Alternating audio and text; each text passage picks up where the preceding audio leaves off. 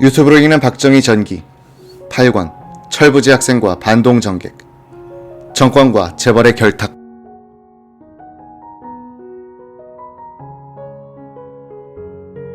경향신문의 특종에 의하여 촉발된 한비 밀수 사건은 움직일수록 세력이 커지는 태풍이 됐다. 언론이 민심을 자극하고 정치권을 격발시켰다. 여론에 떠밀린 박 대통령은 9월 19일 대검으로 하여금 밀수 사건을 전면적으로 재수사할 것을 지시했다. 이병철은 해명 광고를 내고 1년 전에 창간한 중앙일보를 내세워 저항을 시도했으나 다른 언론들의 일제 공세를 유도한 셈이 됐다. 이병철 측은 이 사건은 회사의 직원 몇 사람이 개인적으로 저지른 범죄에 불과하고 그에 따른 처벌도 이미 받았으므로 이 문제를 다시 수사하는 것은 일사부재리 원칙에도 어긋난다고 주장했던 것이다. 박 대통령은 9월 21일 이번 삼성 사건을 보고 재벌이 언론을 독점, 사물시하는 폐단을 막을 필요성에 대해서 성명을 내기도 했다. 언론, 정치권, 정부, 대통령의 연합 총공세에 직면한 이병철은 9월 22일 한국 비료를 국가에 바치기로 했다고 발표했다. 그는 또 사업에서 손을 떼고 이선으로 물러나겠다고 약속했다. 대검은 이틀 뒤 이병철의 차남인 한국 비료 상무 이창희 등 밀수 관계자들을 구속하고 이병철을 불러 신문했다. 동아일보를 필두로 한 언론은 집중 취재를 벌여 사카린 밀수는 빙산의 일각이고 건설 자재란 명목으로 세탁기, 양변기, 전화기, 텔레비전 등도 밀수했다고 보도했다. 검찰은 그러나 사카린 밀수에 한정해서 수사를 진행해 10월 초에 마무리 지었다. 10월 21일 동아일보는 한국 비료가 양변기까지 밀수했다면서 그 증거로서 목격자들의 구체적인 증언들을 소개하기도 했다. 야당도 증인들을 불러 조사했으나 검찰은 증거가 없다면서 수사를 확대하지 않았다. 이로써 이 사건은 직원들이 개인적으로 저지른 사카린 밀수라는 선에서 종결됐다. 그 후 한국 비료에서 밀수품들을 땅에 파묻어버렸다는 소문이 간간히 흘러나오기도 했다. 그로부터 20년이 흐른 1986년에 나온 이병철의 호암자전. 여기서 이병철은 한비 밀수 사건이 억울한 일이었다고 주장했다. 그는 이 사건이 정치 문제화되고 일부 매스컴이 이에 가담하여 끈질긴 삼성 공격을 되풀이했던 이면에는 당시에 복잡한 정계 사정이 있었다고 썼다. 그는 또 OTSA의 문제가 일사부재리의 원칙이 무시된 채 강제 수사를 받게 되었던 배경에는 몇몇 정치인의 공작이 숨어 있었다. 삼성이 마치 국가적 범죄라도 저지른 것처럼 몰아붙이는 것은 정도를 넘는 일이었다. 입을 열면 모두 변명으로 밖에 받아들이지 않는 분위기였다 라고 썼다. 이병철은 또 OTSA는 요소비료 공정에 쓰이는 것으로 사들인 것인데 어떤 현장 담당 사원의 부주의로 당국의 허가 없이 6톤을 처분했다. 이 과오로 벌금을 물고 일단 해결된 사건이었는데 몇몇 정치가의 의도적인 작해 공작으로 말미암아 또다시 재현되는 것이다 라는 입장을 취했다. 다시 그로부터 7년 뒤인 1993년 이병철의 장남으로서 한국 비료건설에 핵심적으로 참여했던 이맹희는 회상록, 묻어둔 이야기를 펴냈다. 이 책에서 그는 한국 비료 밀수 사건에 대해 구체적, 체험적으로 길게 언급했다. 그 내용은 아버지의 주장을 정면으로 뒤엎는 것일 뿐 아니라 1966년의 검찰 수사 결과를 웃음거리로 만들고 오히려 당시 언론의 보도를 뒷받침하는 것이었다. 만약 이맹희가 이런 고백을 1966년 당시에 했더라면 아무리 강력한 박정희 정권이라 하더라도 무너졌을지 모르겠다는 생각이 들 정도의 충격적인 내용이다. 그러나 이 고백도 건망증이 심한 언론의 주목을 끌지 못하고 조용하게 넘어갔다.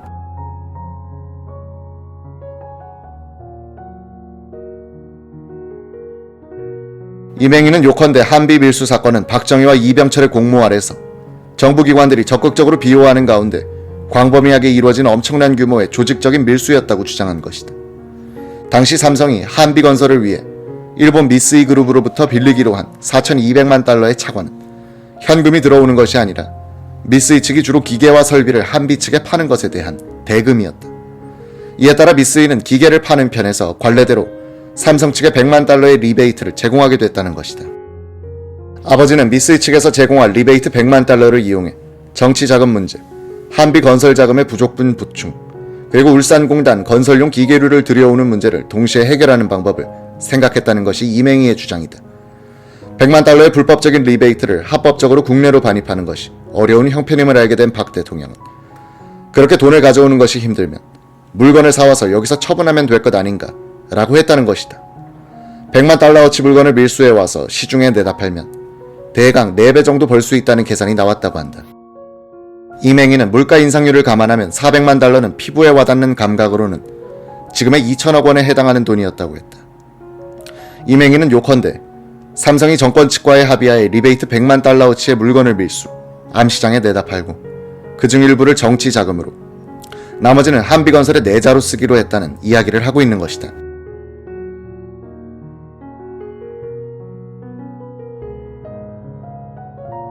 이맹희는 한비가 울산에서 밀수한 품목을 정부와 협의한 부분과 정부와 협의하지 않고 몰래 한 부분으로 나눴다. 양변기, 냉장고, 에어컨, 전화기, 스테인리스 판 같은 것은 정부와 협의한 밀수품이었다고 한다. 이병철은 OTSA가 요소비료 제조 공정에 필요한 것이었다고 주장했으나 이맹희는 처음부터 암시장에 내다 팔 목적으로 계획적으로 도입한 것이라고 말해 아버지의 주장을 뒤엎었다. 아버지는 우리 회사의 설탕 판매량에 타격을 줄 사카린의 재료를 우리가 왜 밀수했겠는가라고 했지만 설탕과 사카린은 그 용도가 다르다. OTSA를 시운 전용 재료로 들여왔다고 하는 코멘트도 있었는데 화학을 아는 사람이 들으면 웃을 일이다. 그것은 비료 공장과는 아무 관계가 없다. 이미 30년이 흐른 일이지만 사실은 사실대로 밝혀야겠다고 생각하기에 털어놓는 말이다. 1966년 동아일보가 의문을 제기한 양변기 밀수도 사실이었다는 것이 이맹희의 고백 내용이다. 암시장에서 15만원 하는 양변기를 외국에서 한화로 3만원 정도면 구입할 수 있다는 사실을 알고 우리는 화장실 양변기도 품목에 포함시켰다. 우리가 울산을 통해 들여온 양변기 100개를 남대문 암시장에 푸니까 갑자기 가격이 10만원으로 떨어졌다. 밀수 스테인리스 판을 암시장에 내놓으니 값이 한 장당 3만원에서 2만원으로 떨어졌고 냉장고나 에어컨 값은 절반이나 3분의 1로 떨어지더란 것이다. 그래서 이러다간 400만 달러는커녕 100만 달러도 못 건지겠다고 퍽 초조하게 생각했다는 것이 이맹희의 증언이다. 그는 또 정부에서 파견된 기관들은 감시는커녕 우리의 밀수를 돕고 있었다고 했다. 밀수된 사카린 원료가 적발된 것은 정부기관의 비호가 거둬져서가 아니라 사카린 원료를 사들이기로 했던 금북화학에 납품을 하고 있던 회사 측에서 한비 측의 트럭을 미행하여 붙든 것이라고 했다. 그는 또 이 사건을 벌금 물리는 정도로 흐지부지한 것도 우리를 감싸줬던 정부의 세력 덕분이었다고 한다. 이맹희는 이러한 정부와 협의한 밀수품 외에 정부 몰래 한 밀수가 따로 있었다고 자신의 회상록에서 폭로했다. 그것은 박 정권 측이 정치자금 조성을 위해 밀수를 권하는 이 기회를 이용하여 삼성은 타 공장 건설용 기계류를 덤으로 밀수했다는 것이다. 타 공장 건설용 기계류라는 것은 나중에 울산공단 내 다른 공장들을 건설하는 데 써먹기 위한 것이었다고 한다. 이맹희는 1만 분의 1mg까지 잴 수 있는 정밀 저울이나 두꺼운 강판을 굽힐 수 있는 기계들을 그런 식으로 밀수했는데 한비가 국가로 헌납된 후에 고철로 팔리는 것을 보고 가슴 아팠다고 쓰고 있다. 이런 이맹희의 고백이 사실이라면 1966년에 요란했던 한비 수사는 결국 삼성이 회사 차원에서 저지른 대규모의 조직적인 밀수를 덮어버리고 빙산의 일각인 사카린 원료 수사에만 국한한 축소, 은폐였다는 결론에 도달한다. 정부로서는 수사를 더 깊게 하면 삼성과 공모한 정치자금을 위한 밀수와 비호 사실이 드러날 것을 두려워했고 삼성으로선 사카린 원료가 밀수품이 아니라고 버티다가 본질적인 부분이 노출될 것이기 때문에 사카린 밀수 시인 한비의 국가 헌납선에서 타협을 보는 것이란 뜻이다. 과연 이맹희의 이 엄청난 고백은 사실인가? 기자는 검증에 들어간다. 1966년 대검 특별수사반의 반장은 대검 차장검사이던 김병화였고 부반장은 이택규였다. 법률신문사 회장 이 변호사는 이병철 신문 담당이기도 했었다. 그는 이렇게 말했다. 1966년 5월에 지방신문에 보도됐지만 언론들이 쓰지 못한 데는 당시 중앙일보 측의 엄청난 재력에 다른 신문들이 겁을 먹고 못 쓴 것이었죠. 물론 세관 출입 기자 중 금품을 수수한 기자가 나오기도 했지만 이 사건과는 직접 관련이 없는 경우였습니다. 그런데 경향신문이 쓰니까 이때다 싶어서 모두들 달려든 겁니다. 언론끼리 전쟁을 한 셈이었죠. 울산의 한비건설 현장에 수사차 도착해보니 사카린 원료인 OTSA가 담긴 부대 말고는 아무것도 보이지 않았습니다. 언론에서 주장하는 다른 물품은 눈을 씻고 찾아봐도 없었죠.